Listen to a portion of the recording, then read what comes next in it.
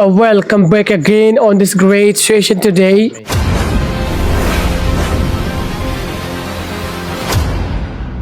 आज का सेशन में हम लोग जो बात करने वाले हैं that will be amazing session, क्योंकि आज पूरे पॉडकास्ट में हम बात करने वाले हैं विद्यार्थियों के लिए, स्टूडेंट के लिए।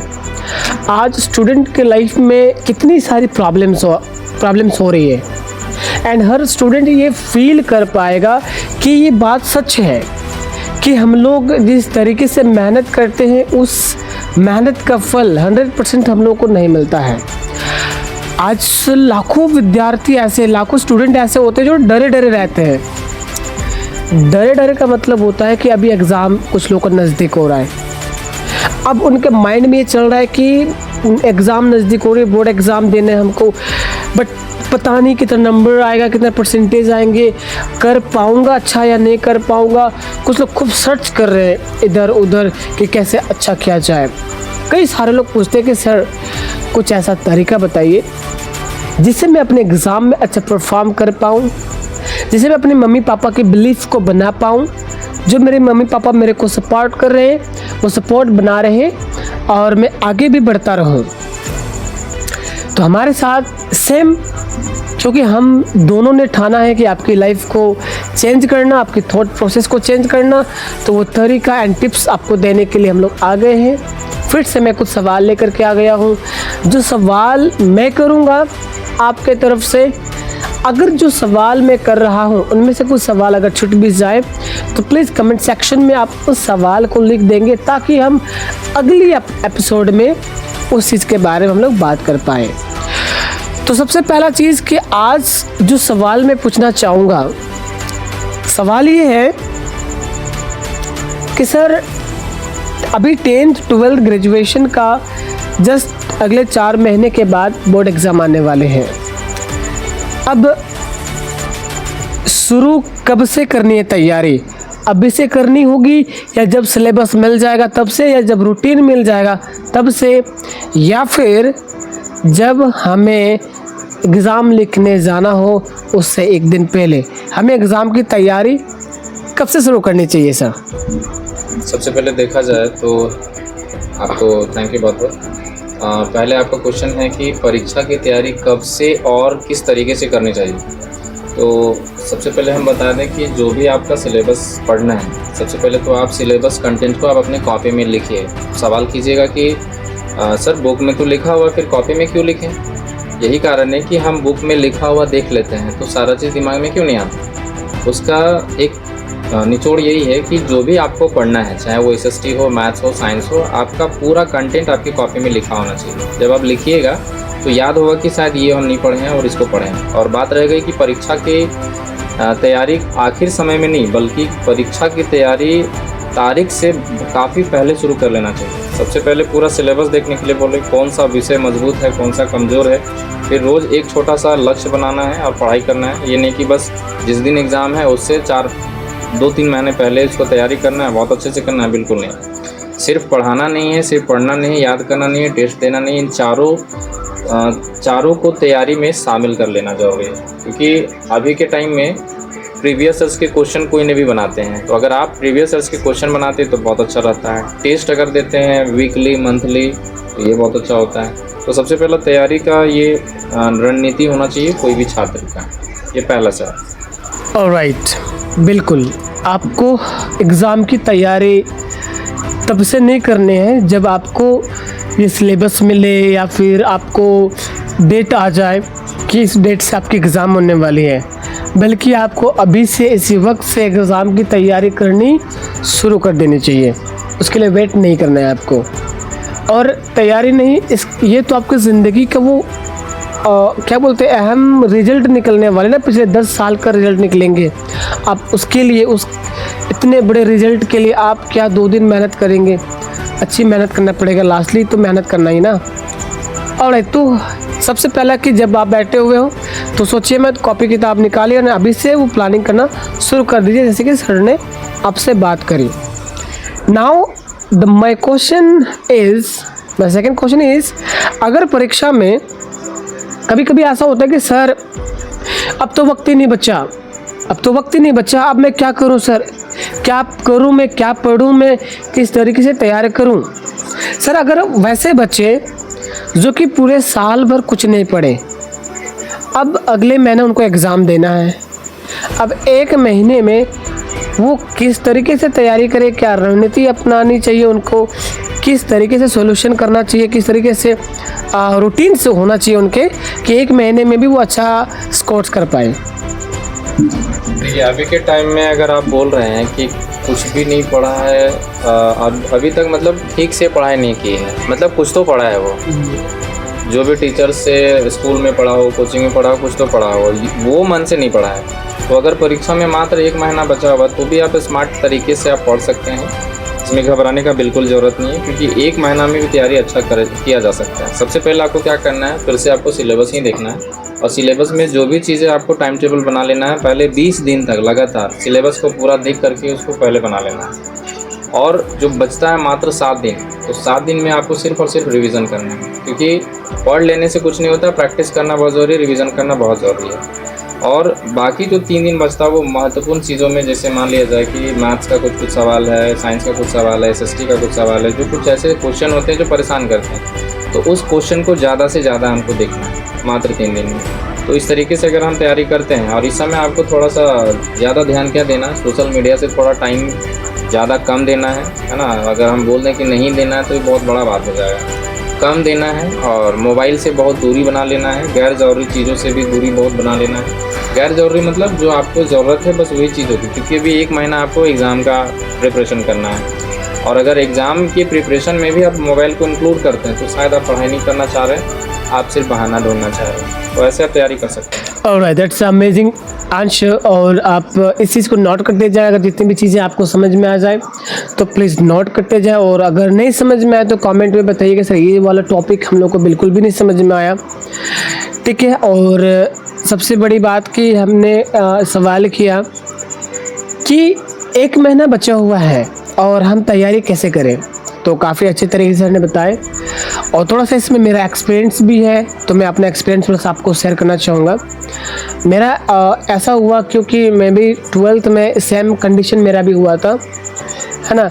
मैं पूरे साल बिल्कुल भी नहीं पढ़ा था, बिल्कुल भी नहीं पढ़ा था, बट जब मैं एग्ज़ाम दिया तो 78% लेके आया, मतलब काफ़ी अच्छा लेके आया बिना पढ़े में भी। तो ऐसा आप क्या करेंगे कि आप बिना पढ़े भी अच्छा स्कोर कर सकते हैं। तो सबसे बड़ी बात ये है कि मेरे गुरुजी ने मेरे को बताया सबसे पहले कि कॉन्फिडेंस को बिल्ड करिए, कॉन्फिडेंस को बिल्ड करिए कि आप ऑलरेडी पास आउट हैं। जब तक ये विजुअलाइज नहीं करेंगे ना, अगर आप एग्ज़ाम के लिए बने हैं तो आपको डर लगेगा, क्योंकि आपकी लाइफ एग्ज़ाम से सीमित नहीं है। अगर मान लो आप फेल हो गए तो क्या हो जाएगा, कुछ नहीं हो जाएगा। अगर आप पास हो गए तो क्या हो जाएगा, कुछ नहीं होगा। दोनों सिचुएशन में आप न्यूट्रल रहोगे, आप 0 पे रहोगे। तो इसलिए आप एग्ज़ाम को लाइफ मत मानिए, आप मानिए कि ये एग्ज़ाम बहुत ही छोटा, मेरे ज़िंदगी से बहुत ही छोटा चीज़ है। तो कॉन्फिडेंस को बिल्ड करिए। सेकेंड चीज़ है कि जब आप एग्ज़ाम लिखो तो पेज खाली नहीं होनी चाहिए। मतलब आपको समझ में नहीं आ रहा, डजेंट मैटर, पेज खाली नहीं होनी चाहिए, क्योंकि जो चेक करता है ना वो ऊपर वाला लाइन या नीचे वाला लाइन कहीं भी, उसके पास इतना टाइम थोड़ी होता है। उनको जो कॉपी होता है ना प्रेशर में चेक करता है, लाखों करोड़ों बच्चों के कॉपी चेक करना होता है, उनको एक समय दिया जाता है और उस समय के बीच में उसको कॉपी चेक करना होता है। तो वो पूरी तरीके से चेक नहीं करते हैं, वो कुछ 2-3 लाइन देखेंगे और आंसर मिलाएंगे, मिला तो ठीक है। इसलिए आपके कॉपी जो है पेज खाली नहीं रहने चाहिए, ये मेन इम्पॉर्टेंट है। एंड सेकेंड चीज़ है कि आपकी हैंड राइटिंग काफ़ी अच्छी होनी चाहिए, तभी उस सिचुएशन में आपको 10 नंबर का 10 में से गलत हो गया तो उसमें से 2-3 नंबर मिल ही जाते हैं आपके हैंड राइटिंग में, तो खाली नहीं छोड़ने हैं। उसके पश्चात मेन इम्पॉर्टेंट ये है कि अगर आप तैयारी नहीं करोगे तो लिखोगे क्या। तो 1 मंथली में आप किताब तो नहीं पढ़ सकते हो, लेकिन आप रिवीजन कर सकते हो। कैसे? आपको पूरे महीने पहले तो दिन का टाइम टेबल डिसाइड करने का, 2-3 घंटा 4 घंटा पढ़ने का है। 4 से 5 साल के बीच वाला, मतलब 6-7 वाला पूरा जो पिछले साल, उससे पिछले साल जो टेस्ट हुआ, जो एग्ज़ाम हुआ, वो पूरा गाइड ले लेना है और सारा क्वेश्चन आंसर को रिवाइज करना है। अगर आपने 2-3 साल वाला पूरा कर लिया तो डेफिनेटली आप उस चीज़ को क्रैक करने में क्या बोलते हैं, अच्छी तैयारी कर लेंगे। आप क्या करते हैं ना, 1 महीना बच्चा हुआ और किताब निकाल के शुरू हो जाते हैं। तो किताब निकाल के शुरू नहीं होना है, आपको पूरे 5-6 साल वाला देखना है, क्या क्या क्वेश्चन रिपीटेशन आई है, किस तरह से क्वेश्चन आ रही है, 5 साल में से किस तरह से उसका डिज़ाइन हुआ है, ये चीज़ें। तो मैंने क्या किया था, 1 महीने के अंदर में पूरे 5 साल वाला जो बुक्स था उसको मैंने काफ़ी रिवाइज़ किया। एक क्वेश्चन को 4-5 बार बनाओगे देन डेफिनेटली वो आपके दिमाग में बैठ जाएगा। एंड उसके पश्चात कि जब आप एग्ज़ाम लिख रहे हो तो सबसे ज़रूरी है जो सबसे आसान सवाल है ना उसे जल्दी बना लेना है। हम लोग उल्टा करते हैं ना एग्ज़ाम में, के लिए बोलते सर जो भारी है जो मुश्किल है ना उसको बना लो ताकि आसान वाला तो ऐसे ही बन जाएगा चुटकी से। लेकिन प्रॉब्लम ये होता है ना, जब आप भारी वाला जो मुश्किल क्वेश्चन है उसको बनाते हैं और आपको समझ में नहीं आता तो सारा टाइम वहीं पे ले लेता है, और उसके चक्कर में क्या होता है कि जो आसान था ना वो भी हम नहीं बना पाते हैं। इसलिए सबसे पहले आसान वाला क्वेश्चन को बना लो, उसके पश्चात आपके पास समय बचेगा, कठिन सवाल का जवाब आप देते जाएं। ये कुछ टिप्स हैं, आगे और भी हम लोग जानेंगे, सर हमें बताएंगे, ठीक है। तो ये तो ठीक है, हमने टाइम टेबल की बात करी। अब जैसे कि सर एक बच्चा के पास 6 से 7 घंटा तो स्कूल में बिताता है, 8 घंटा सोता है, ठीक है, 2 घंटा खाना खाने में बिताता है, तो उसकी पढ़ाई का टाइम टेबल किस तरीके से होनी चाहिए एग्ज़ाम के बेसिस पे, डेली लाइफ के नहीं, एग्ज़ाम के बेसिस पे। एग्ज़ाम के बेसिस पे टाइम टेबल क्या होना चाहिए? अगर ये बात होता कि रोज़ पढ़ाई कैसे करना है या कितना करना है, तो आपसे एक सवाल है कि आपको अगर मोबाइल दिया जाए तो आप कितना देर तक चलाएंगे उसको, इसमें कोई लिमिट नहीं रहेगा। ठीक वैसे ही पढ़ाई में आपको इंटरेस्ट दिखाना है, जैसे मोबाइल में आपको इंटरेस्ट दिखता है। तो इंटरेस्ट मीन्स कि अभी के बच्चे में देखते हैं कि पढ़ाई में कोई इंटरेस्ट नहीं है, टीचर पढ़ा रहे हैं उनको मज़ा आ रहा है तो वो पढ़ रहे हैं, नहीं तो अपने से कभी नहीं पढ़ रहे हैं। तो वो अपने से ना पढ़ना, सबसे बड़ा प्रॉब्लम ये है कि वो इंटरेस्ट नहीं लेना। एक साइड किताब रख दीजिए, एक साइड मोबाइल रख दीजिए, इंटरेस्ट तो मोबाइल में ज़्यादा दिखता है। तो वहाँ पे उनको ये भी पता है कि टाइम हमारा लैप्स होने वाला है और बुक से हमारा ये गेन होने वाला है, लेकिन फिर भी आप टाइम टेबल पूछते हैं। तो इसमें टाइम टेबल का हम बात बोलें कि जब भी आपको अगर पढ़ने का मन कर रहा है तो सबसे पहले टाइम टेबल ना देखें। जो भी पढ़ने का मन किया, जैसे मान लेते हैं मैथ्स आप पढ़ रहे हैं, लगातार जितना देर तक आपको लग रहा है कि हम इतना देर तक पढ़ सकते हैं तो पढ़ ही लीजिए पहले, टाइम टेबल बाद में। और अगर आपका टाइम टेबल नहीं बनता है उस तरह से, है ना, तो उसमें आपको क्या करना है कि लगभग जो 10 आवर्स का जो है तो डायरेक्टली 10 आवर्स आपको नहीं बना लेना है। पहले दिन भर में हम लोग देखते हैं करते क्या क्या हैं। सुबह में क्या करना चाहिए, तो सुबह में कठिन विषय को पढ़ना चाहिए। सुबह में जो हमारा माइंड होता है रिसेट होता है, रिफ्रेश होता है, क्योंकि हम लोग रात भर सोए होते हैं और जैसे ही हम लोग सुबह में जागते हैं तो जैसे कंप्यूटर लैपटॉप ऑन होता है वो रिसेट होता है, वैसे ही हमारा माइंड भी रिसेट होता है। लगभग 50 से 60 मिनट पढ़ने के बाद एक छोटा सा ब्रेक लेना चाहिए। लगातार पढ़ते रहने से क्या होता है, हमारा माइंड हैरेस होता है और वो चाहता है कि थोड़ा सा हम ब्रेक लेकर के अपने आप को अच्छा फील कराएं, अच्छा महसूस कराएं। और बोला जाता है कि दोपहर में ही हम लोग को क्या होता है, कभी लंच करना, कभी खाना खाना, उसमें क्या होता है थोड़ा नींद वगैरह आता है। तो आप उसको लिख कर अभ्यास करें, क्योंकि जब आप लिखेंगे तो आपका दिमाग वहाँ पे एक्टिव रहेगा, आपको फिर वहाँ पे नींद नहीं आएगा। शाम को आप क्या कर सकते हैं कि जितने भी MCQ क्वेश्चन हैं, आपको पता है हर एक सब्जेक्ट का MCQ बनाना बहुत ज़रूरी होता है। और MCQ मीन्स कि जो किताब में बना हो वो नहीं, MCQ मीन्स कि आप खुद से MCQ बनाएं, मल्टीपल चॉइस क्वेश्चन। एक चैप्टर में आप कितना लगभग बना सकते हैं, 50 MCQ क्वेश्चन बना ही सकते हैं। अगर आप खुद से 50 MCQ क्वेश्चन एक चैप्टर से बनाते हैं तो जितना भी चैप्टर है आपका एक भी क्वेश्चन नहीं छूटेगा। और रात में पूरे दिन भर पढ़ी हुई चीज़ों को याद कीजिए, जैसे इसको कहते हैं हम लोग एक्टिव रिकॉल, यानी कि 5 से 6 घंटा पढ़ाई करना है और बिना ध्यान के 10 घंटे बैठने से बेहतर है। तब ऐसा नहीं कि हमको इंटरेस्ट है नहीं, आप बस बैठे हुए हैं, तो उससे फ़ायदा कुछ भी नहीं है। जब तक आपको पढ़ने का मन कर रहा है पढ़िए, पढ़ने का मन नहीं कर रहा है छोड़ दीजिए, क्योंकि वहाँ पे माइंड जो हैरेसमेंट वो सोचने लगता है कि हम हैरेस हो रहे हैं। तो ये चीज़ हो गया कि अगर लगातार 1-2 घंटा पढ़े तो उसमें छोटा सा ब्रेक लेना है।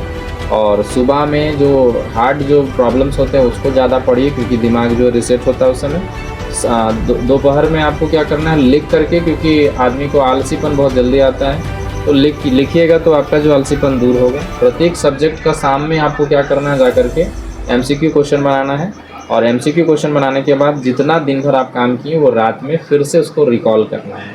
और इवन इसमें एक चीज़ में और भी बताएं कि स्कूल में जो आप पढ़े कि मतलब टीचर जो पढ़ाएं या कोचिंग में भी जो आप पढ़े उसको केवल जा करके घर में उस कॉपी में क्या लिखें आप उसको केवल पढ़ लेना है। इससे क्या होता है, माइंड 2 बार रिकॉल किया, मतलब एक बार लिख रहे थे उस समय और एक बार फिर से आप देख रहे हो उस समय, तो ये माइंड फिर भूलता नहीं है। और दूसरी चीज़ कि हमारा जो माइंड है वो इमेज को ज़्यादा समझता है, तो जितने भी चीज़ आप पढ़ते हैं तो ज़्यादा से ज़्यादा कोशिश करें कि इमेज बनाएं अपने माइंड में, और इमेज को चीज़ें को बहुत ज़्यादा जो है ग्रैब करता है। जैसे हम एग्जांपल रखते हैं सर कि 1 नंबर में हम मोबाइल को रखते हैं, ठीक है, 2 नंबर में हम ये पैकेट को रखते हैं, 3 नंबर में स्केल को रखते हैं, 4 नंबर में लैपटॉप को रखते हैं, 5 नंबर में इसका पेन ड्राइव रखते हैं और 6 नंबर में इसको रखते हैं, 7 नंबर में आपका गॉगल्स रखते हैं, 8 नंबर में हमारा ब्लेज़र है, 9 में आपका ब्लेज़र है, ठीक है, 10 में वाइट बोर्ड है। अब हम आपको पूछेंगे ना 6 नंबर में कौन है तो आपको तुरंत यहाँ ध्यान जाएगा। अभी हम आपको पूछेंगे 1 नंबर में कौन है तो ये नोटबुक में जाएगा, 2 नंबर में कौन है तो ये आपका जो बैग है वो उसमें जाएगा, 3 में कौन है तो ये स्केल जाएगा, क्योंकि हमने दिमाग में इमेज बना लिया। ये कौन से नंबर में आएगा तो तुरंत बोलिएगा इसके बाद ये रखे थे, उसके बाद फिर ये रखे थे, यानी कि 4 के बाद ये 5 नंबर में आया।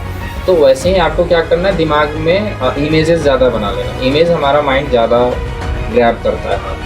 Yes. Alright, that's a wonderful answer and that's a very good answer and you can understand.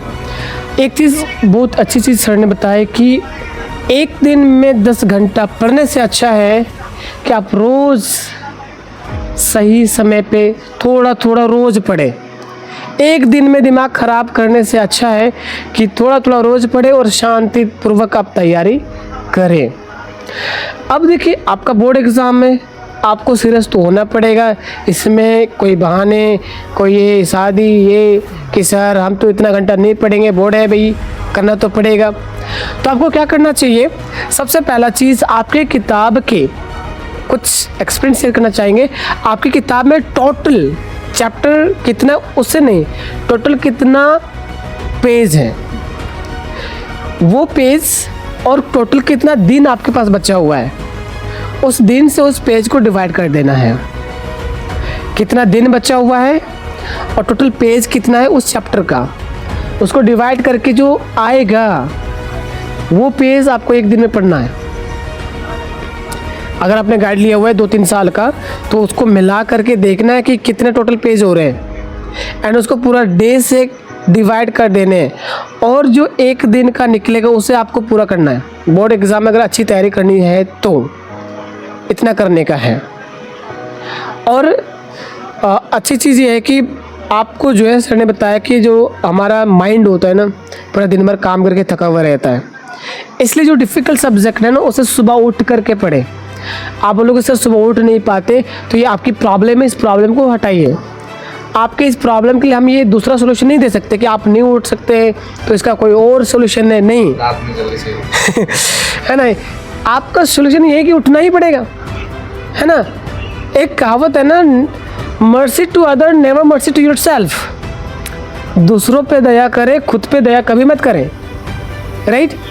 तो आपको उठना ही पड़ेगा। और जब सुबह उठोगे और हार्ड वाला जो भी है उसको आप पढ़ोगे ना, वैसे ब्रेन आपका शार्प होगा क्योंकि सोचने में आप टाइम लगाओगे, राइट। एंड जो इजी सब्जेक्ट है वो आप करोगे, बाकी सर ने बता दिए हैं।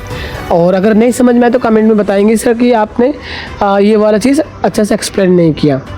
ऑलराइट, अब हमारा चौथा जो सवाल है आपके लिए, क्योंकि कई सारे बच्चों को ये सवाल आता है सर कि सर मैं याद करने की काफ़ी कोशिश करता हूँ लेकिन पता नहीं याद ही नहीं होता है मेरे से, मैं ऐसा क्या करूँ कि मेरा याददाश्त तेज़ हो जाए, याद करने की क्षमता बढ़ जाए और मैं जो भी याद करूँ वो हमेशा के लिए मेरे दिमाग में बैठ जाए। तो उसके लिए क्या तरीका है सर जी? इसका सिंपल सा उपाय वही एक्टिव रिकॉल करना पड़ेगा, फिर से रिवीजन करना पड़ेगा। और ज़्यादातर किताब या नोट्स को खोल करके ना याद करें, कभी कभी नोट्स और किताब को बंद कर लें और अपने आप से पूछें कि मैंने आज क्या पढ़ा। जब आप ये सवाल पूछेंगे तो आप खुद से आपको बोलना पड़ेगा, ना कि नोट्स और किताब देख करके बोलना पड़ेगा।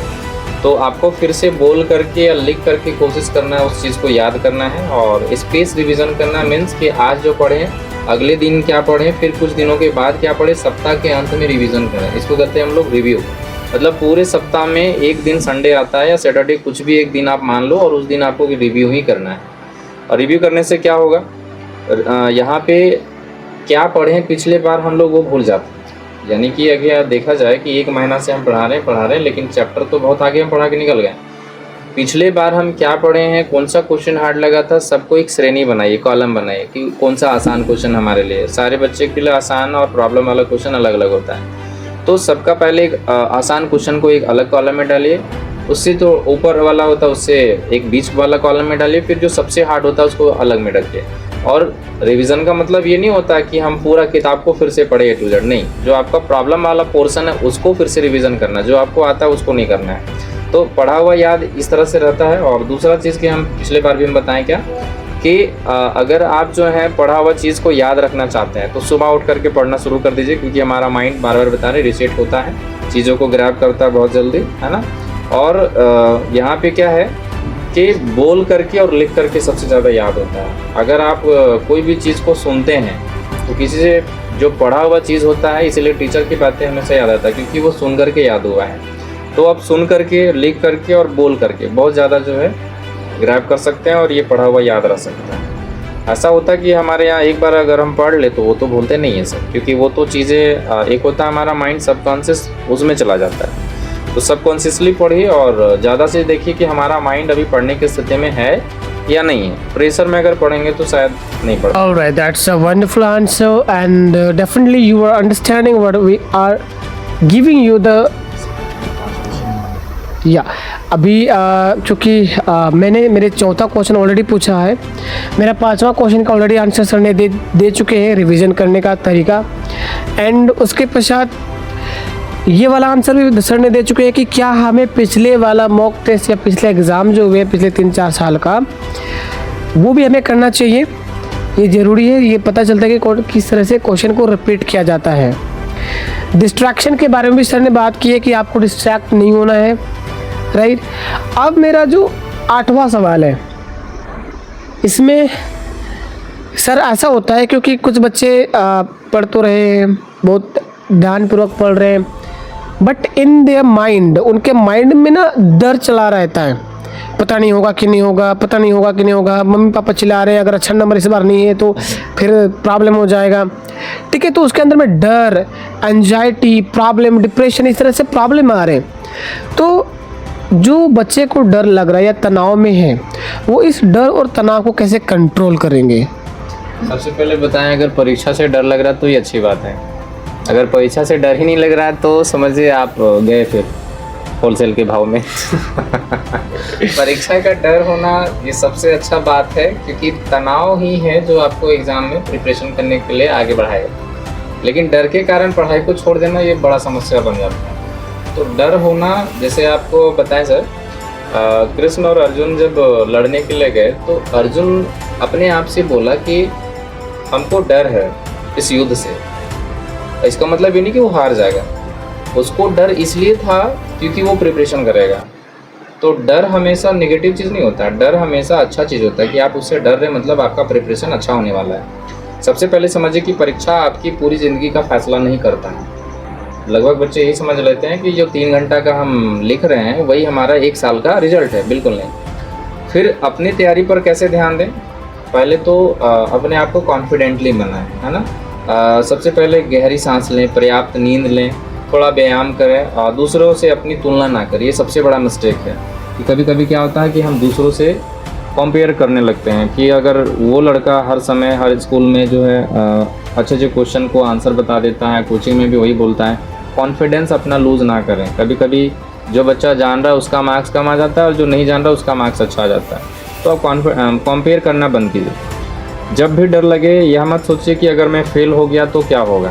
आपको इसकी जगह पे सोचना है कि अभी अगले घंटे में मुझे क्या पढ़ना है। मीन्स कि जो हो गया उसको होने दीजिए, आप व्हाट नेक्स्ट क्या कर सकते हो उसको कीजिए। पूरे परीक्षा के बारे में सोचने के बजाय अगले छोटे से लक्ष्य पर ध्यान देना है कि कौन सा सब्जेक्ट हमारा वीक है, कौन सा हमारा स्ट्रॉन्ग है।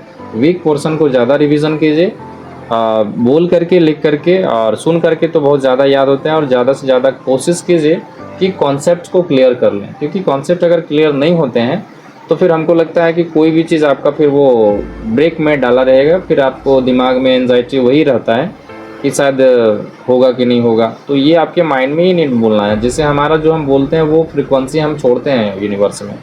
तो आपको क्या करना है, उस समय प्रॉब्लम्स की ओर ध्यान नहीं देना, सॉल्यूशन की ओर ध्यान देना। एक महान पुरुष कह दिए हैं सर कि अगर प्रॉब्लम की ओर ध्यान दीजिएगा तो सॉल्यूशन दिखना बंद हो जाएगा, और अगर आप सॉल्यूशन की ओर ध्यान देंगे तो प्रॉब्लम दिखना बंद हो जाएगा। मीन्स कि आप देखना क्या चाहते हैं, प्रॉब्लम या सॉल्यूशन। Alright, that's wonderful. सही बात है, आप प्रॉब्लम में ना फंसे, प्रॉब्लम ही आपका सॉल्यूशन है, इसलिए सॉल्यूशन के ऊपर ध्यान दें। और काफ़ी अच्छी बात है कि ये डर होना चाहिए, क्योंकि डर ही आपको प्रिपरेशन कराता है।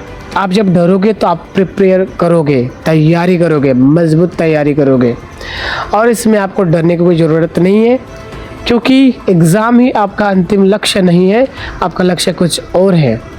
और मैंने काफ़ी अच्छे सवाल किए, और अगर आपको लगता है कुछ चीज़ें छूट गई है तो प्लीज़ आप कमेंट में बताएं कि सर आपने इसके बारे में नहीं बात की, हमारा सबसे बड़ा प्रॉब्लम यही है।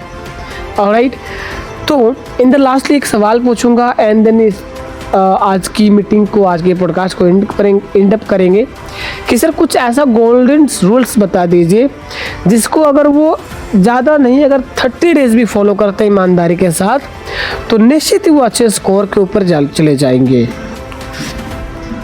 इसका सिंपल रूल ये है सर कि जब आप पढ़ाई शुरू किए थे और आपको लगता है कि हम किस लिए पढ़ रहे हैं, तो वो चीज़ सबसे पहले आपको याद करना है। अगर आप घर की स्थिति को बदलना चाह रहे थे तो वो चीज़ आप याद कीजिएगा, तो अंदर ही अंदर आपको पिच कर रहेगा कि हम इसलिए पढ़ रहे थे। हम ज़्यादातर देखे हैं कि जो बच्चा अपने आंतरिक स्थिति को मजबूत करके वो अपना पढ़ाई शुरू किया है, तो कहीं ना कहीं वो सक्सेस पाया है। और बस जो ऐसे ही आ गया कि बस पढ़ना है, एग्ज़ाम देना है, पास करना है, नहीं मतलब पढ़ाई से, वो तो कैसे करके पास हो ही जाता है। लेकिन आपको गोल्डन रूल अगर चाहिए तो सिंपल सा है कि रोज़ आपको पढ़ना पड़ेगा। रोज़ मीन्स जैसे आप रोज़ खाना खाते हैं तो ज़िंदा रहने के लिए, ऐसा नहीं कि सप्ताह में एक बार खा लेंगे और बाकी 6 दिन भूखे रहेंगे, ऐसा नहीं होता है। वैसे ही हमको पढ़ाई भी रोज़ करना है। परीक्षा के समय अचानक पढ़ने की बजाय हर दिन थोड़ा थोड़ा पढ़ना है। कंसिस्टेंसी बहुत ही महत्वपूर्ण होता है। पानी जो है ना, छोटा छोटा बूंद कंसिस्टेंसी गिरते रहता है एक पत्थर में, तो पत्थर की शिला को तोड़ देता है वो। तो ये कंसिस्टेंसी बहुत ज़रूरी है, हर दिन पढ़ना चाहिए। यानी कि आज संडे है, अब जो काम ही नहीं कर रहा उसके लिए क्या चीज़ का संडे, वो तो उसको करना ही चाहिए। पढ़कर खुद को टेस्ट करना है कि जो चीज़ हम किताब में पढ़ते रहते हैं उसको पढ़ते नहीं रहना, कभी कभी टेस्ट आपको देना है। बिना उत्तर देखे आपको प्रश्न को हल करना है। बहुत सारे बच्चे को क्या होता है कि आंसर देख लिया सर, अच्छा ऐसे बनेगा, तो आपको क्या करना है, उसमें पहले आपको क्वेश्चन बनाना है। जब ऐसे उसके बाद बना के जब आंसर चेक करते तो क्या होता है, कभी चेक करना अपने आप से कि क्वेश्चन जब बिना आंसर देखे बनाते तो ज़्यादा कॉन्फिडेंट आता है, अच्छा ऐसे बनेगा। जब आंसर देख लेते हैं तो हमारा कॉन्फिडेंट लूज हो जाता है, अच्छा इस तरह से नहीं बनेगा। तो पहले तो आप क्वेश्चन बनाएं, बाद में आंसर देखें। तीसरा है कि अपनी गलतियों को दोबारा मत दोहराएं। जो भी आप गलती एक बार कर लिए थे, मिस्टेक कर लिए थे, तो हम अपनी गलती को देख नहीं पाते हैं, उस मिस्टेक को दोबारा दोहराइए मत। एक मिस्टेक नोटबुक बनाओ और टेस्ट में जो भी गलती होता है उसे लिखना है, और बार बार इसको रियलाइज़ करना है कि यहाँ हमारा गलती हुआ था और दूसरी बार हमको गलती नहीं करना है। अच्छे नंबर्स सिर्फ पढ़ने से नहीं आते हैं, सिर्फ सही तरीके से पढ़ने से होता है और बार बार अभ्यास करने से होता है। अपनी गलतियों को सुधारने से आते हैं। ये नहीं कि एक बार गलती की है फिर उसी को गलती कर रहे हैं, ऐसा बिल्कुल नहीं होना चाहिए। तो 3 हम तरीका बताएं, पहले रोज़ पढ़िए, दूसरा बताएं पढ़कर खुद से टेस्ट दीजिए, और तीसरा अपनी गलतियों को दोहराना नहीं। ये 3 ही गोल्डन रूल है जो आपको आगे सफल बना सकता है। आज की कन्वर्सेशन में बहुत ही मज़ा आया और बहुत ही सुंदर और बहुत ही अच्छा लगा। और एक चीज़ कि अगर आप चैनल के लिए नए हैं तो प्लीज़ सब्सक्राइब करना ना भूलें, और भी शानदार टॉपिक्स लेके हम लोग आएंगे। अगर हाँ, यहाँ में से अगर ज़्यादा लोग कमेंट करेंगे एक ही टॉपिक के ऊपर, तो डेफिनेटली उस टॉपिक के ऊपर हम लोग चर्चा करेंगे और उस टॉपिक का सोल्यूशन देने की कोशिश करेंगे। और आप इस चैनल में बने रहें। तो आज की टॉक्स के लिए sir thank you so much sir. Alright.